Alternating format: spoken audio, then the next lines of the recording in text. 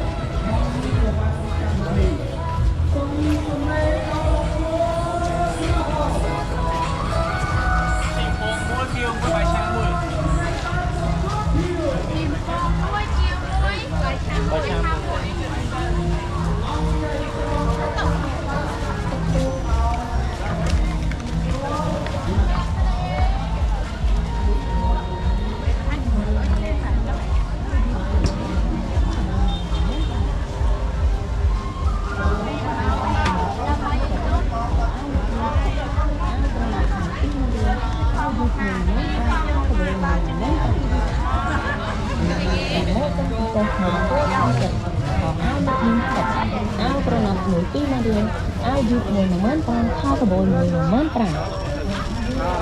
ប្រម៉ូសិនពិសេសមុនចូលឆ្នាំចិនខោអាវលក់លៀងស្តុក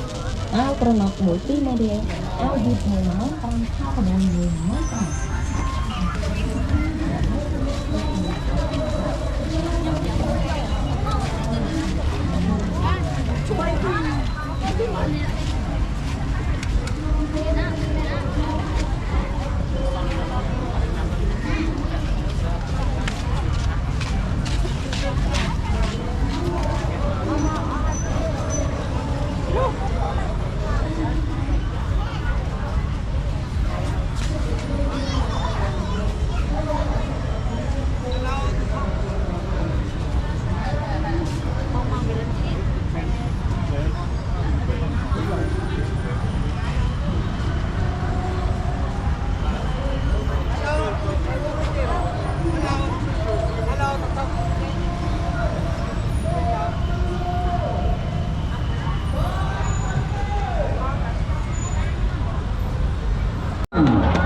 បាទរង្វាន់ Gainsbourg មានច្រើនណាស់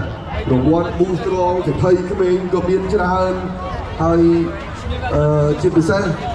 គូស្វាមីភរិយាដែលត្រៀមនឹងការហ្នឹងបាទសូមទទួលយកនៅចំណងដៃដ៏ពិសេសពី Gainsbourg ក្នុងការជាវពី100ឈុតឡើងទៅបាទតែកាលណា100ឈុតឡើងទៅនឹងតែមានអ្វីពិសេសពី Gainsbourg ជូនទៅដល់ឡោះកំពុងដែលត្រៀមចំពិធីអភិរិយាហើយបាទ អបមកការប្រកួតបាទក្នុងរាត្រីនេះវិញ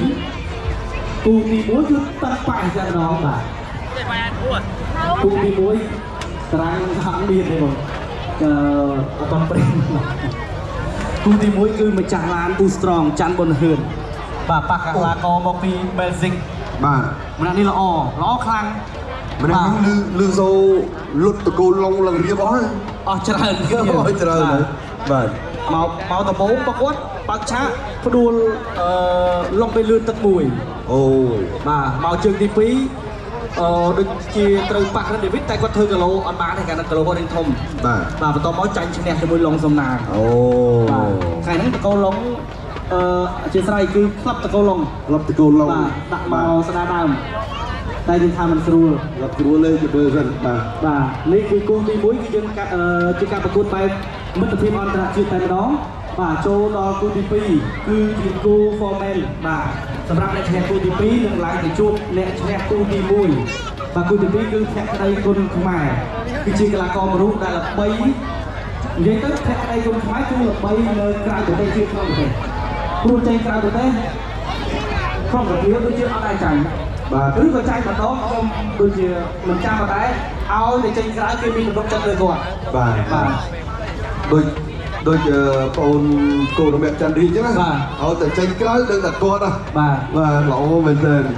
ក្រៅពីនោះឃើញមានគូសងសឹកដែរបាទមានមហាតាំងជាមួយរិទ្ធសីហាមហាតាំងរិទ្ធសីហានេះតាមការផ្ដល់ដំណឹងពីអ្នករៀបចំការប្រកួតមកថាកើតទុកមិនសុខចិត្តត្បិតលើកមុនចាញ់ច្រឡប់អញ្ចឹងណា ដូចជាឈ្នះ បាទខាងណាអ្នកឈ្នះខាងមហាតាំងឈ្នះមហាឈ្នះរិទ្ធសីហា បាទ ដល់ពេលរិទ្ធសីហាកើតទុកមិនសុខចិត្តទេ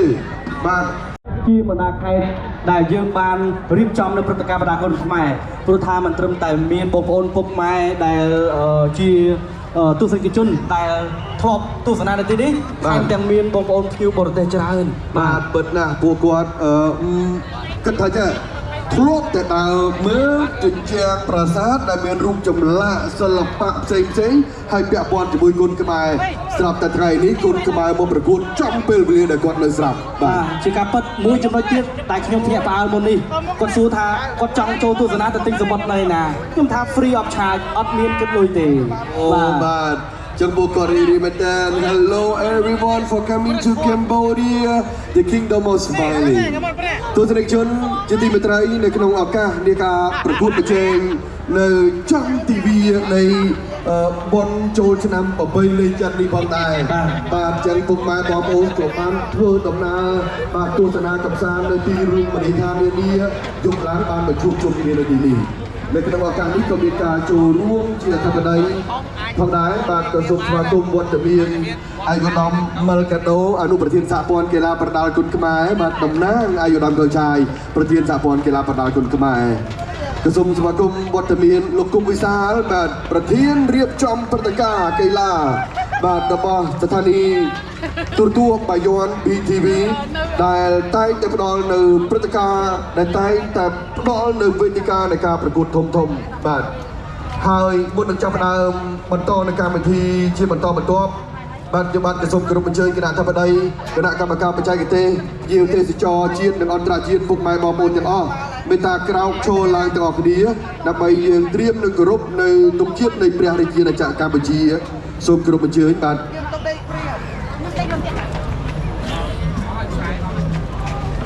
ព្រមព្រៀបគោរពទង់ជាតិនៃព្រះរាជាណាចក្រកម្ពុជាគោរព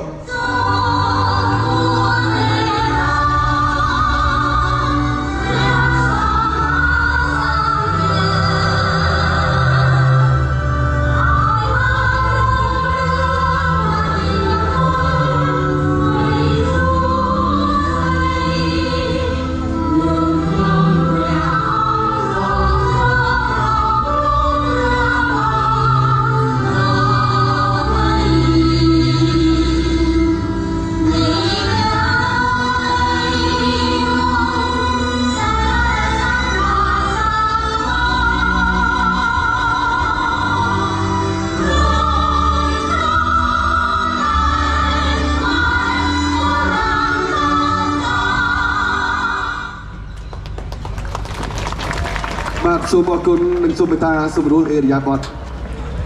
បាទ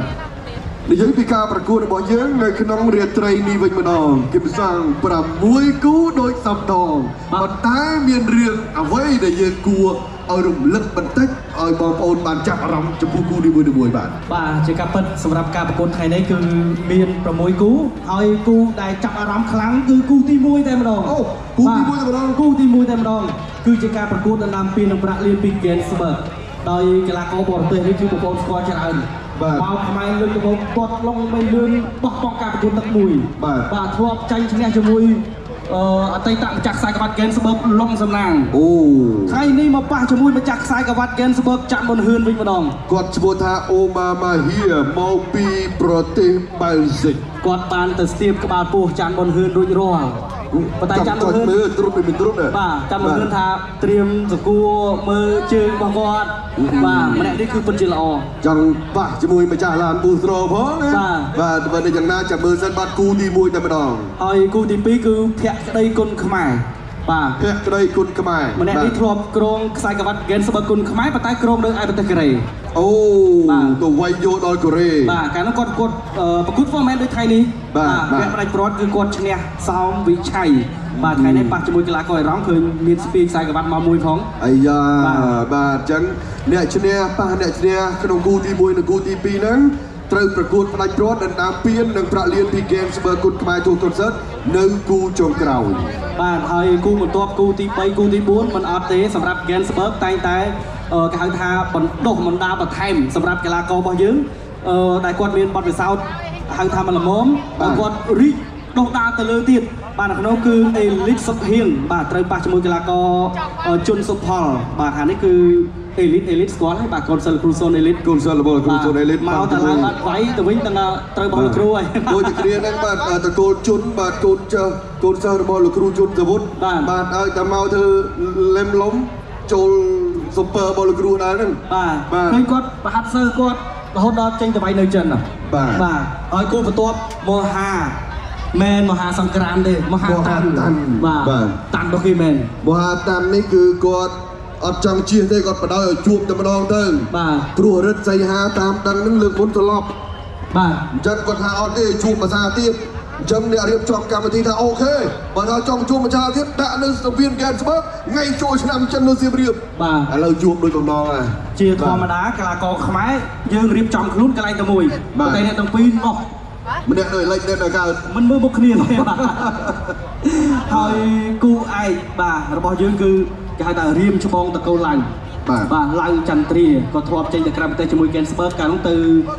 ដូចជា New Zealand បាទហើយថ្ងៃនេះគាត់ប៉ះជាមួយកីឡាករមកពីអ៊ីរ៉ង់ បាទអញ្ចឹងសរុបទៅ6គូនៅក្នុងរាត្រីនេះដែលគ្រប់គូទាំងអស់តែ3ទឹកទេបងប្អូននឹងបានហូកុំភ្លេចហូសប្បាយទាំងអស់គ្នាបងប្អូនណាតាមចង្វាក់ប្រកួតរបស់កីឡាករនាំមកជូនដោយ Gensberg លើកស្ទួយគុនខ្មែរឡើងដល់កម្រិតពិភពលោក Gensberg ឆ្ងាញ់លើសពីស្រាបៀរធម្មតា Gensberg a real German premium beer ផឹក Gensberg បានឆ្ងាញ់ ក៏សូមអរគុណដល់ Idol ឆ្ងាញ់កប់ជឿជាក់ដល់ស្លេ Idol I confident អរគុណដល់ Boost Strong ឆ្ងាញ់រសជាតិដិតជ្រៅ ដល់ពេលវេលាក្នុងការប្រកួតហើយតទៅនេះសូមប្រគល់តួនាទីដល់គណៈកម្មការបច្ចេកទេសដឹកនាំការប្រកួត ចាសូមអរគុណចាជំរាបខ្ញុំក៏សូមប្រអញ្ជើញលោកកញ្ញាកណ្ដាលអាចារ្យក្រុម Gensberg គុនខ្មែរគូទី1ដែលឈ្មោះទៅរកចិត្តតាមប្រាក់លៀនវគ្គចម្រុះរវាងកម្ពុជា Basic អញ្ញាកណ្ដាលលោកធឿនថាមុតចាក្រុមទី1លោកសឿញអាដែតចាក្រុមទី2លោកឡុងស៊ីលីនចាក្រុមទី3លោកហុងសាវ៉ាចាក្រុមទី4លោកទៅវណ្ណរ៉ានិងចាក្រុមទី5លោកខនច័ន្ទកុលវត្តសូមចូលទៅកាន់ទីកន្លែង Gensberg បង្កើតព្រឹត្តិការណ៍វាយយំឡានផ្ទះវីឡានិងកំពង់មាសឥឡូវនេះ Gensberg នឹងបន្តនៅព្រឹត្តិការណ៍ដណ្ដើមពាននិងប្រាក់លានជាបន្តទៀតហើយស្វាគមន៍មកកាន់សង្វៀន Gensberg គុនខ្មែរអ្នកបដាល់មកពីប្រទេសបាល់សេ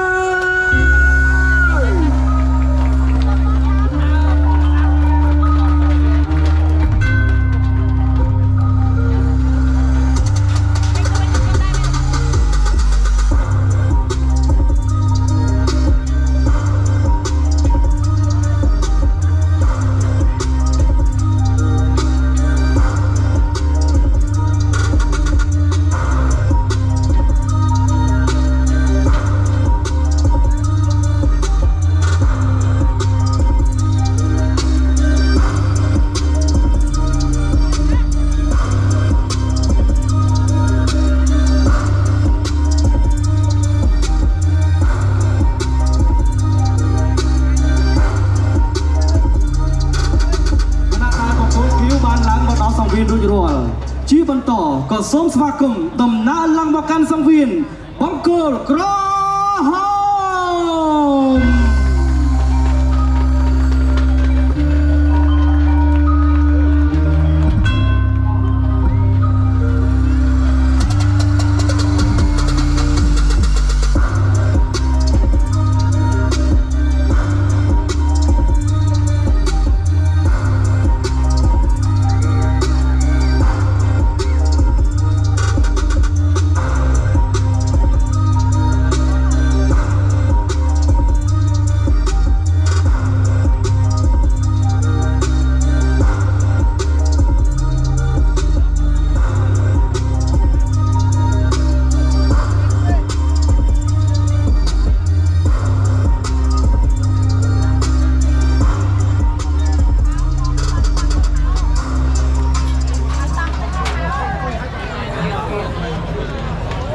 បាទប្រិយមិត្តជាទីមេត្រីគណៈនេះវត្តមានរបស់កីឡាករបង្គោលខៀវនិងបង្គោលក្រហមក៏បានឡើងមកដល់សង្វៀនរួចរាល់គូនេះគឺជាគូមួយដែលបងប្អូនយើងវែកញែកថានឹងតឹងខ្លាំងបាទដោយសារបានស្គាល់ពីសមត្ថភាពកីឡាករទាំងពីរពិសេសគឺបង្គោលខៀវតែម្ដងក៏បើខាត់ពេលវេលាយូរខ្ញុំជឿថាពុកម៉ែបងប្អូនដែលកំពុងមកទស្សនាផ្ទាល់និងពុកម៉ែបងប្អូនដែលកំពុងទស្សនានៅតាមគេដ្ឋានកំពុងតែទន្ទឹងរង់ចាំការប្រកួតដ៏ធំមួយនេះក៏បើខាត់ពេលវេលាយូរខ្ញុំបាទមានកិត្តិយសសូមប្រកាសនៅសមត្ថភាពកីឡាករទាំងពីរដូចតទៅបង្គោលក្រហមគឺមានទម្ងន់67គីឡូក្រាមកម្ពស់ 1.75 និងអាយុ29ឆ្នាំស្ថិតិនៃប្រកួតគុនខ្មែរ81ដងឈ្នះ64ដងចាញ់14ដងស្មើ3ដងក្នុងនោះក៏ធ្លាប់ផ្ដួលដៃគូតាមលក្ខណៈបច្ចេកទេសនៅលើសង្វៀន42ដងគេវឹកហាត់នៅក្លឹបប្រដាល់នាគរាជចតុមុខនៃសមាគមកីឡាក្រសួងមហាផ្ទៃដែលមានលោកគ្រូបង្វឹកលោកគ្រូស្វាយសុខុន